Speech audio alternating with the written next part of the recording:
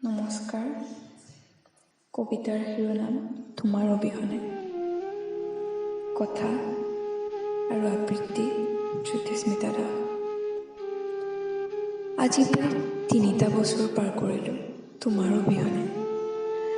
আজিকালি অনবৰতে হাঁহিব লৈছোঁ জানা, নহ'লে দেখোন দুখৰ দিনবোৰ এলাপেচাকৈ পাৰেই নহয়। বাৰিষাৰ বৰষুণজাকে বৰকৈ মনত পেলায়ো তোমালৈ।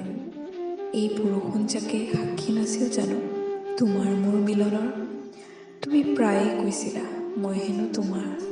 ক'তা তোমাক দিঠকত নেদেখা দেখোন আজি বহুদিনেই হ'ল। এতিয়াতো সপোনবোৰেই আপোন তোমাৰ অবিহনে। আজিও পিছে নীল ৰঙৰ সেই কাপোৰযোৰ মই তোমাৰ স্মৃতিত পিন্ধোঁ। এতিয়াতো মোৰ বাবে সেই স্মৃতিবোৰেই আপোন জানা।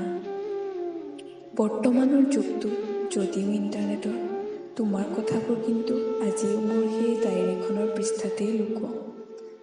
আৰু তুমি মৰমত যে দিছিলা তোমাৰ ৰুমালখন, ৰাখিছোঁ যতনে। তোমাৰ অবিহনে এতিয়া এয়াই মোৰ সংগী। এই 3 বছৰ বৰ কষ্টৰে পাৰ কৰিছোঁ জানা।